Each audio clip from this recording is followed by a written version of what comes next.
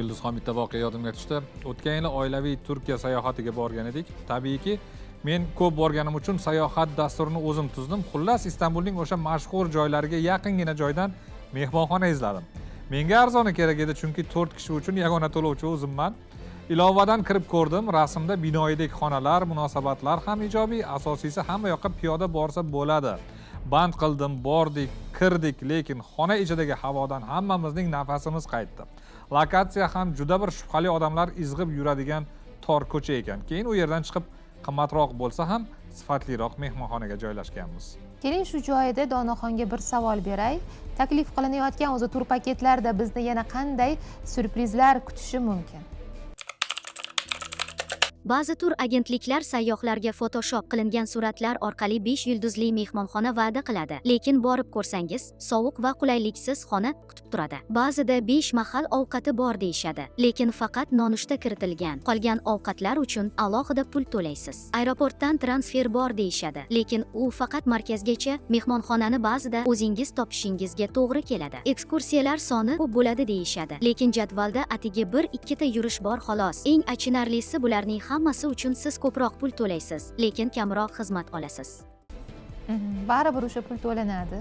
Ya'ni o'sha qimmat xizmatdan tiyilgan pul baribir to'lanadi.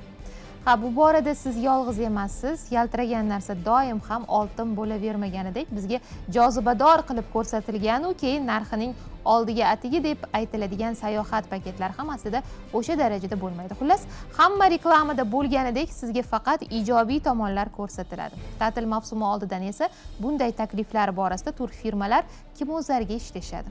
Buni ham tushunamiz, biznes, lekin ne umidlar bilan safarga chiqqan odamga ta'til tatimasa-chi? Muxbirimiz Umid Pirboyev mavzuni tahlil qiladi.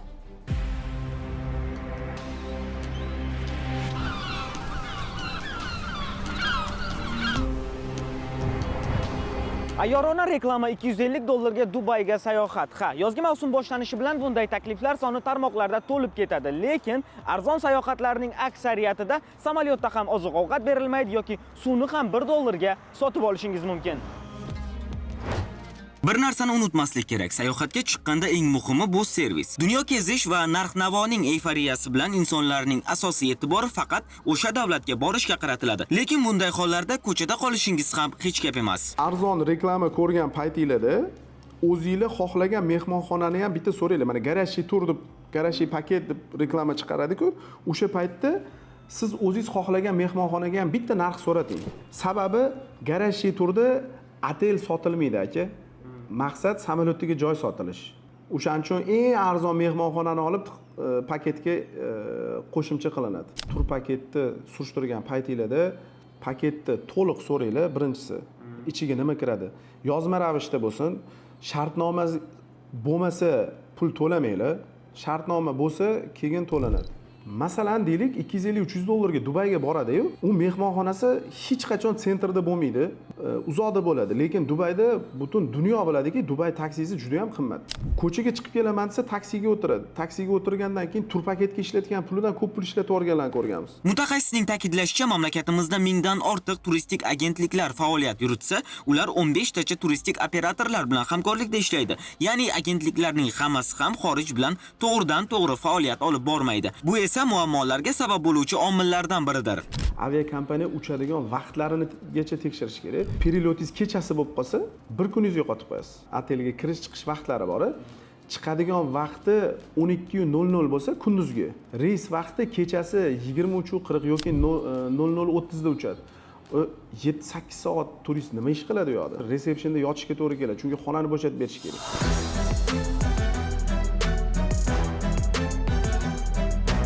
Yurtdoshlarimizning aksariyati bugungi kunda sayohatga Tailandga borishdan ko'ra Misrni ko'proq tanlashayotgan ekan. Bunga ham sabablardan biri havo isishi va tur paketlarining arzonligidir. 2025-yilning birinchi choragida vatandoshlarimizning 16700 nafari Misrga sayohatga borgan bo'lsa, 13500 nafari Tailandni tanlagan. Turkiyaga esa 10500 nafar yurtdoshimiz sayohat qilgan. Agar siz sayohatga borganda mehmonxonani band qilish yoki yuqorida ta'kidlagan muammolarga duch kelsangiz, bu sizning huquqlaringiz buzildi degani. Bunday paytda esa bemalol tegishli organlarga murojaat qilishingiz ham mumkin.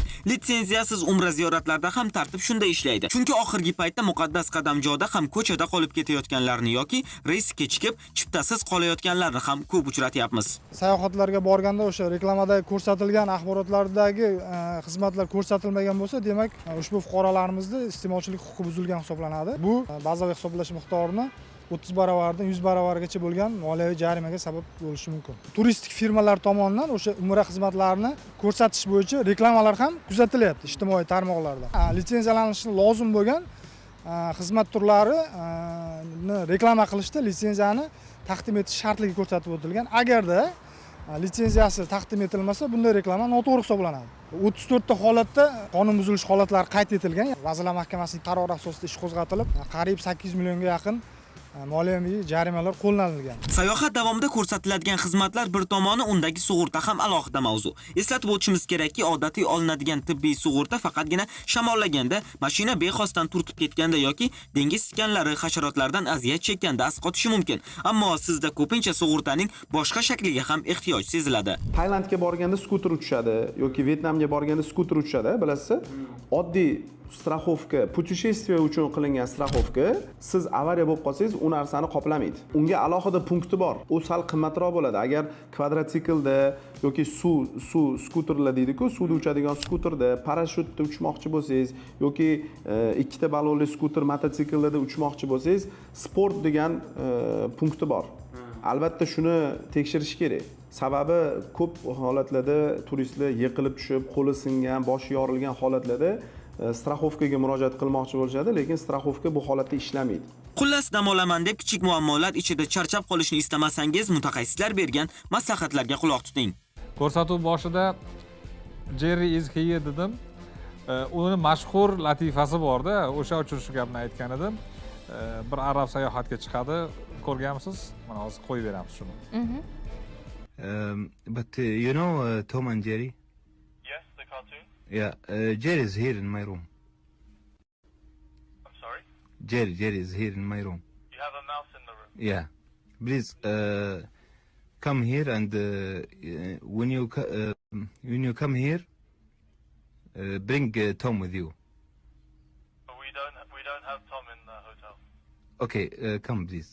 Xullas, Jerryni yoki televizor olgani ketayotgan suvarakni mehmonxona nomerida ko'rishni istamasangiz, turpaket olishda e'tiborliroq bo'ling. Kechirasizlar. Tanaffus. Men televizor sotmoqchi edim. Nima, televizor? Endi ozgina yiqqanimiz bor edi. O'zi bir tiyin.